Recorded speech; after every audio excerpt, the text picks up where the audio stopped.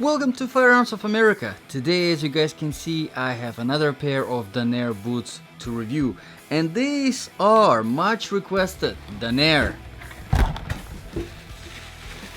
Lookout, and this is the 800 gram of insulation version. So let's get into it. To give you a brief overview of the boot, if you don't have time to watch the whole review, kind of give you things to look out for. Great boot, I absolutely love it. The comfort level is amazing. Overall with Danair, I have reviewed so many boots from Danair and I have never had problems with the quality control. They're always true to the size.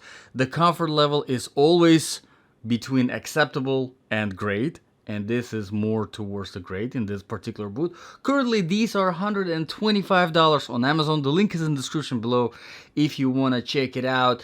I wanted to say that I did see these boots go to about $100, so keep that in mind. You might be able to get them cheaper. Currently available in 2 different colors. Again, the link is in the description below. So if you do have time to watch the whole review, let's get into it. As some of you already know, this review is specifically for my Ultimate Survival Boots section. Basically, if this was your last boot that you put on, something bad happened and you needed to survive, you needed to travel for a very long distance by foot, maybe run, maybe climb, maybe jump around, fight, do whatever is necessary to survive. Would this be a good boot? How do we make the judgment? We make the judgment based on 8 different criteria. Let's get into it. Criteria number 1, of course, the comfort level. And let me tell you guys, I already mentioned it briefly. I absolutely do love the comfort level of these boots. Definitely on closer to one of the most comfortable boots out there that I have tested. And considering that these have 800 grams of insulation, so winter boots, obviously, one of the most comfortable winter boots that I have tested on this channel. The test that I do usually is a 3-mile run without stopping, and then a 5-mile walk, again without stopping, right after the run. 8 miles total. And a few factors that I wanted to point out: this is not the lightest boot, and I haven't checked the weight just yet, but from the run I can definitely say that these are definitely on the heavier side. And yes, 30 ounce, definitely on the heavier side. Of course, this 800 grams of insulation makes the weight, a lot of the weight, of course, understandable. Usually I say that if you want to be able to run for extended periods of time and to really cover a lot of distance, you want a lighter boot, something that is under 20 ounce. A little bit more than 20 ounce is acceptable. You're not going to feel much difference, but at 30 ounce, of course, keep in mind this is definitely on the heavier side. Running in these boots, even though they're very comfortable and there are several factors that contribute to the comfort, which we will talk about a little bit later, overall, still, it was very hard to run in these boots because of that weight. You can definitely feel it. So let's talk about the things that contribute to the comfort level of this boot. First of all, of course, the inner sole. And the inner sole here, I am very impressed by it. It's not your basic Danair inner sole. A lot of times they send this basic, very basic inner sole, nothing special. However, here it's not the case.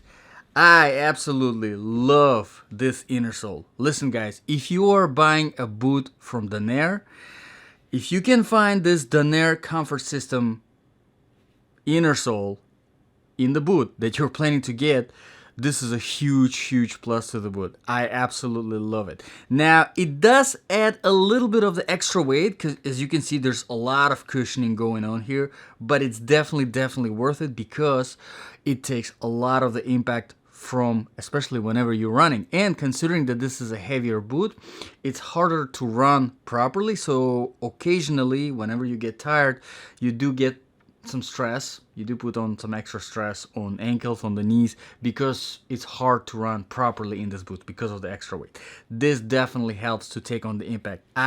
Listen, probably one of the best inner soles that I have seen so far in a boot. I absolutely love it. It has a very nice foot bed for your heel. And this is not just, most of the times it's just really floppy. No, this actually holds your heel in place. And there is a really, really good amount of cushioning in the heel. Cannot say enough how much I love this inner sole. Now, there are a few other factors that contribute to the comfort level of this boot. Is, of course, the insulation itself, which we have to take in as a factor. Because of that insulation, you do have some extra cushioning on the inside, here on the tongue, here on the ankles, obviously on the back, here on the heel. So definitely a lot of that cushioning going on, so you do get that nice wraparound feeling. Definitely helps again whenever you're running, your foot doesn't wobble around. Another thing that I wanted to point out here in the toe box, you do have that insulation, that padding from the inside on the top of the toe box, and that really helps as well, not only to keep your foot in place, to give you that extra support and stability, but also helps with that comfort. Of course, we do have the flexibility of the bottom sole, and really surprisingly, it is very flexible, even though, as you can see, it is fairly thick. Let me tell you exactly the stack of the outsole here. We do have 1 inch on the front, and we do have 1 inch on the back, so it doesn't really mess with your posture, which I do like. Definitely, I do prefer whenever the outsole is even throughout, not different measurements. But here I was mentioning the flexibility. We will talk more about the outsole a little later, but flexibility is definitely good. Whenever you're running, again, whenever you have a flexible outsole, it's easier to run properly. Okay, so overall, I would give this boot, I really want to give this boot 8 out of 10. Just because of this absolutely amazing inner sole, and because of all the cushioning that is there, and of course the outsole definitely makes a difference too. But I will give them 7.5 because they are definitely on the heavier side. 30 ounce is definitely pushing it, definitely on the heavier side. Okay, so with the comfort level done with that, let's move on to the criteria number 2, which is proofing and protection.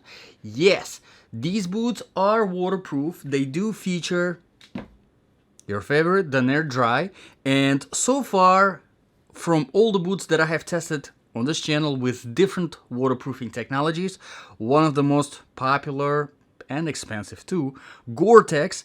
Compared to Gore-Tex, Danair Dry actually does a really great job. I have not had any problems with Gore-Tex boots with the waterproofing. I have not had any kind of problems with Danair Dry waterproofing. So keep that in mind. Just because I've seen a lot of questions regarding whether Danair Dry is just as good as Gore-Tex. I think it is, honestly. And what's even better is that you can actually save a lot of money if you are buying Danair Dry boots from Danair, obviously, because this is their waterproofing technology, so of course it's going to be cheaper compared to Gore-Tex. Okay, so whenever it comes to the protection, of course, you do have your 100% full grain leather, so you do have those good qualities of leather giving you that protection on the toe. This is by no means a hard reinforced, not a composite, not a steel toe. This is just a soft toe, so keep in mind, impact, something heavier, you will definitely feel it. However, because it's 100% leather, you do have a decent amount of protection here in the toe. Same thing goes for the ankles, although you don't have leather here, it's just a regular fabric, textile. Because you do have a little bit of insulation that adds up some padding, you do have decent amount of protection in your ankles. And the same goes for the heel as well. So overall, proofing and protection, pretty good. Let's move on to the criteria number 3, quality and the design features. Really briefly regarding the quality, like I said, I have reviewed so many boots from Danair, and I think Danair is the only brand of the boot that I have not had a single problem with the quality control. They're always true to the size. The build is always perfect. I never had any kind of little problems out of the box. So keep Keep that in mind. Daenerys overall, absolutely great brand whenever it comes to the quality. And judging by Amazon reviews, if you want to check the link in the description below, people do like this boot. So far, more than 90 reviews on Amazon and almost 5 stars. Yes. Let's talk about the design features now. Here, usually I talk about the lacing system, and I do like this lacing system a lot, even though it only features closed hooks, which I know a lot of you guys gonna like, because I know some of you guys are not fans of those open hooks. And honestly, whenever you have too many open hooks, I really not a big fan of that myself. Here, all of the hooks are closed, so if you like that, you're gonna appreciate it. The strings themselves are very thick, which I really do like. The hardware is metal, so all of that gives you is a very, very easy to string, to lace boot. Easy to take it off, easy to put it on. So overall, I'm very happy with this lacing system. So that was the quality and the design features. Let's move on to the criterion number 4, outsole, traction, and stability. Now, usually I test all of my boots on a variety of different surfaces, starting from tarmac, newer asphalt, actually older asphalt, and then newer tarmac, and then I go into the sand, dry sand, wet sand, dry grass, wet grass, trail surfaces, rocky road, and some flat surfaces as well. Here, as you can see on this outsole, it is more flat. There isn't really a lot of aggression going on. So it does perform very well on flat surfaces. It does perform on most of the surfaces very well. Now, the only surface that it did not perform as good as it could have if it had a little bit more aggression was the wet grass, because you do need some extra aggression. Another thing that I wanted to mention, if you were planning to get this boot for winter situation, for snow, and most likely you are, because this is a winter boot, it does have the insulation, I think you would want to consider, if there is some icy situations, terrains that you're planning to use this boot on, you definitely want to consider some additional spikes on this boot. Another thing, probably one worth mentioning here, is it does have slip resistance on the outsole, which is definitely noticeable whenever you're walking on the flat surfaces like marble and tile. Definitely keeps you stable. Okay, so down with the outsole, traction and stability, let's move on to the criterion number 5, which is the temperature. Like I said, these do feature the 800 grams of insulation. Now, the coldest temperature I've tested this boot was about 20-25 degrees, so not too cold for some of you guys who live in, northern states, in Canada, but for me, Florida guy, it's actually pretty cold. Okay, pretty cold for me, but they do easy, without any problems. They definitely kept me warm in 20s, 25s, but I've seen people reviews on Amazon talking about negative 30s, which is some crazy temperatures, negative 30s, and these boots kept them nice and warm. So keep that in mind. And 800 grams of insulation, they should be able to keep you warm in those temperatures.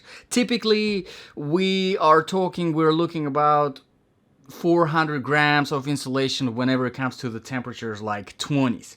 So with double that, obviously you can go definitely lower than that. And whenever it comes to hot temperatures, which I was able to test them here in Florida, in the hot temperature in about 95 degrees, you do of course definitely get hot because you do have the waterproofing. There isn't really a lot of breathability going on with all of the insulation and with the waterproofing, so definitely getting hot. Keep that in mind. Again, nobody would really buy a boot for warm weather, warm climate with 800 grams of insulation, but just worth mentioning. So let's move on to the criterion number 6, which is the sizing. Now, perfect sizing without any problems. My shoe size, regular shoe size, is 9.5.